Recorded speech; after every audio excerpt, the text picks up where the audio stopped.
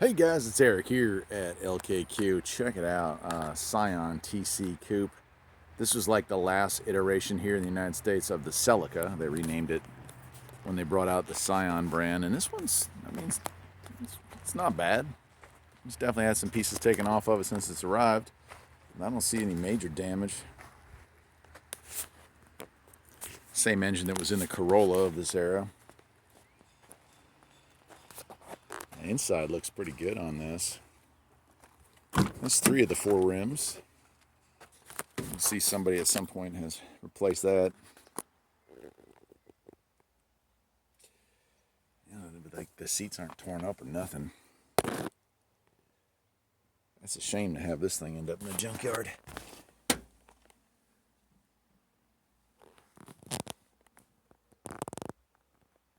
A lot of room back there with the seats folded down. These things are pretty cool, and it's pretty rare. It's got dual sunroofs. You got your main sunroof there, and then there's a secondary one right there.